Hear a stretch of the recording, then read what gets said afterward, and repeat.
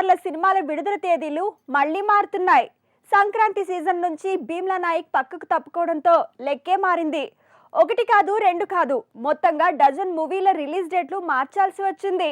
కొత్త ఏడాది అయిన 2022 క్యాలెండర్ పూర్తిగా మారబోతోంది. Power star Pawan Kalyan and team Bheemla Nayak movie release date ని పోస్ట్ పోన్ చేసుకుంది. ఫిబ్రవరి 25కే పవర్ స్టార్ సినిమా థియేటర్స్ లో సందడి చేయబోతోంది. అయితే ఈ నిర్ణయం త్రిబుల్ తో పాటు రాధేశ్యామ్ సినిమాలకు కలిసొచ్చేలా ఉన్న మిగతా మూవీలు ట్రాక్ తప్పేలా చేస్తోందట. త్రిబుల్ సినిమా జనవరి 7కి రాబోతోంది. వారం గ్యాప్ లో రాధేశ్యామ్ విడుదలన్నారు. అయితే మధ్యలో పవర్ స్టార్ భీమ్లా నాయక్ వస్తే ఆ రెండు పాన్ ఇండియా సినిమాల వసూళ్లకు నష్టమనేశారు.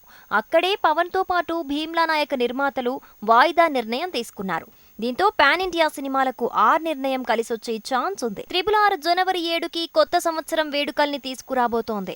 పాన్ ఇండియా లెవెల్లో ఈ సినిమా సంక్రాంతికి వసూళ్ల వర్షం కురిపించేందుకు పరిస్థితులు కూడా కలిసొచ్చేలా ఉన్నాయి. భీమ్లా నాయక్ రిలీజ్ డేట్ వాయిదాతో త్రిబుల్ మూవీకే కాదు, రాధేశ్యామ్ టీమ్ కి కూడా కలిసొచ్చేలా ఉంది. జనవరి 14న ప్రభాస్ సందడి షురు అవుతుంది.